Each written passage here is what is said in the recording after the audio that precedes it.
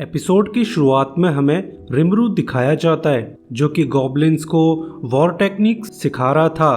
तो सभी goblins life और डेथ बैटल के लिए रेडी हो जाते हैं, जिसके बाद रिमरू घायल गॉब्लिन्स के कैंप जाता है जहां वो एक एक करके इंजर्ड गॉब्लिन्स को लीलना चालू कर देता है। पर वो असल में इन्हें अपने स्टमक में ट्रीट कर रहा है क्योंकि उसके पेट के अंदर काफी सारा हीलिंग पोशन बना हुआ है। तो रिमरू उस हीलिंग पोशन का यूज करके इन गॉब्लिन्स को ट्रीट कर देता है। तो ये चमत्कार देखकर सभी गॉब्लिन्स काफी खुश हैं। वही ग्रेट फॉरेस्ट जुरा के एज पर हमें डायर वुल्फ का पैक नजर आता है जो गॉब्लिन विलेज पर अटैक करने वाले हैं क्योंकि ये वुल्फ गॉब्लिन्स को डिस्ट्रॉय करके जुरा फॉरेस्ट को रूल करना चाहते हैं। जिसके बाद ये लोग तेजी से गॉब्लिन विलेज की तरफ चल देते हैं जहां विलेजर्स ने रिमरू की इंस्ट्रक्शंस पर वुडन फेंसेस लगा दिए थे।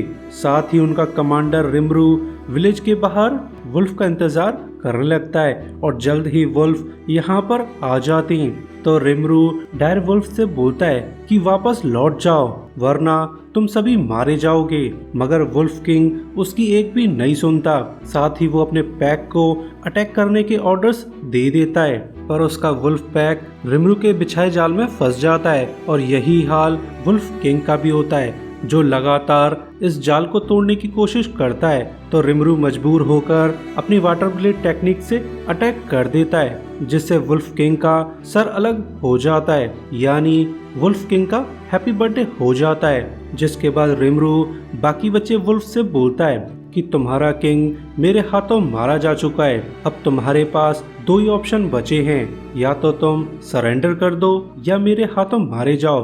पर पैक उसकी एक भी बात नहीं सुनता। तो रिमरू वुल्फ किंग की बॉडी को लील जाता है जिसे सेज एनालाइज करके मिमिक स्किल एक्टिवेट कर देती है जिससे रिमरू वुल्फ किंग का रूप ले लेता है। साथ ही वो जोर जोर से हाउल करने लगता है तो उसकी मैजिक स्किल्स इस हाउल को एम्पलीफाई कर देती हैं जिसे सुनकर वुल्फ पैक की चटक जाती है। तो वो रिमरू के सामने सरेंडर कर देते हैं, यानी कि ये वॉर खत्म हुआ। तो ये सब देख के गॉब्लिन्स काफी ज्यादा खुश थे। साथ ही रिमरू को न्यू आर्मी मिल चुकी है। नेक्स्ट डे रिमरू वुल्फ पैक और गॉब्लिन्स को एक जगह पर इकट्ठा कर देता है जहां वो अच्छा सा लेक्चर देता है कि कल तुम लोग एक दूसरे की जान के दुश्मन थे, मगर आज तुम दोनों ट्राइब्स मेरी फैमिली हो, तो अब तुम्हें मिलजुल कर रहना पड़ेगा। साथ ही वो वुल्फ और गॉब्लिन्स को पेयर करने लगता है ताकि ये लोग एक साथ मिलकर फाइट कर सकें। पर अब रिमरू के सामने न्यू प्रॉब्लम खड़ी हो जाती है कि वो इन गॉब्लिन्स में से किसी का भी नाम नहीं जानता। तो विलेज एल्डर रिमरू को क्लियर करता है कि असल में हम लोग लो क्लास मॉन्स्टर्स हैं जिनके कोई भी नाम नहीं होते। तो रिमरू डिसाइड करता है कि वो सभी गॉब्लिन्स और वुल्फ पैक को नाम देने वाला है। तो ये जानकर सभी लोग बहुत ज्यादा खुश होने लगते हैं और फिर ये लोग जल्दी से लाइन लगाकर अपनी बारी का इंतजार करने लगते हैं और फिर रिमरू इन्हें नाम देने लगता है जो इनकी सोल पर इम्प्रिंट हो जाते हैं और फिर वो वुल्फ पैक को भी नेम करना चालू कर देता है। मगर जैसे ही वो न्यू वुल्फ किंग को रांगा नाम देता है तैसे ही रिमरू को चक्कर आने लग जाते हैं और फिर वो कोमा में चला जाता है। रिमरू का मैजिक खत्म हो चुका है क्योंकि मॉन्स्टर्स को नाम देने में काफी सारा मैजिक यूज होता है। तो उसकी ये हालत देखकर सभी लोग काफी डर जाते हैं जिसके बाद विलेजर्स रिमरू की अच्छे से केयर करने लगते हैं। आखिर रिमरू उनका गार्डियन जो है। जल्द ही 3 दिन बीत जाते हैं और अब रिमरू भी फुली रिकवर हो चुका था, मगर उसे एक तगड़ा शॉक मिलने वाला था क्योंकि उसके सामने एक क्यूट सी लड़की खड़ी थी जो रिमरू ने पहली बार देखी थी। तो ये चीज देखकर रिमरू काफी ज्यादा कंफ्यूज था, पर तभी उसके सामने एक तगड़ा सा पट्टा आ जाता है जिसे देखकर रिमरू काफी ज्यादा कंफ्यूज है कि आखिर ये पट्टा कौन है।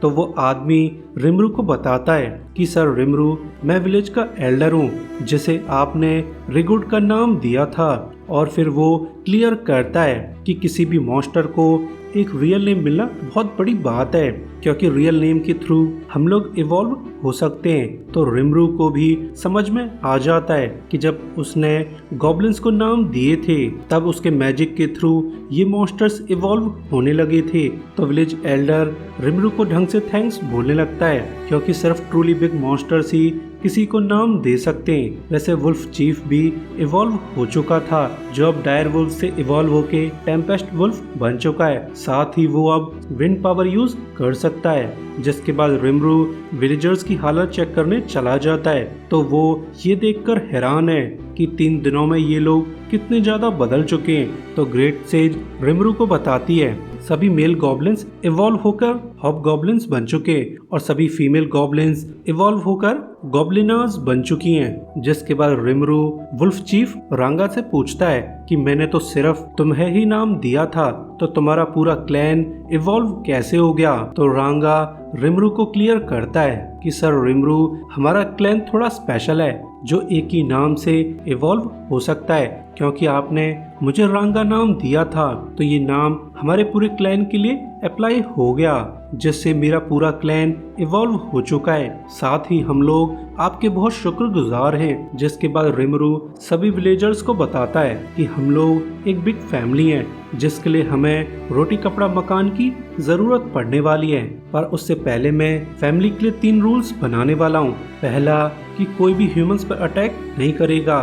दूसरा, तुम लोग आपस में फाइट नहीं करोगे। तीसरा, किसी भी मॉन्स्टर को अपने से नीचा मत समझना। जिसके बाद वो रिगुड को गॉब्लिन्स का लॉर्ड बना देता है। तो ये जानकर रिगुड खुशी से रोने लगता है। जल्द ही गॉब्लिन्स विलेज का डिफेंस तैयार कर लेते हैं और बाकी गॉब्लिन्स फूड की तलाश में निकल जाते हैं। पर ये लोग ना तो घर बना सकते हैं और ना ही ये लोग कपड़ा सिलना जानते हैं। तो रिगुड रिमरू को बताता है कि सर, मैं एक मॉन्स्टर ट्राइब को जानता हूँ जो हमारी प्रॉब्लम्स को सॉल्व कर सकते हैं। उस मॉन्स्टर ट्राइब को बोनिक कहा जाता है। तो ये सुनकर रिमरू वियर्ड सपने देखने लगता है। जिसके बाद ये लोग बोनो की ट्राइब ट्रेड करने के लिए जाने लगते हैं। इसी के साथ ये एपिसोड एंड हो जाता है। सो अभी के लिए good bye, thanks for watching.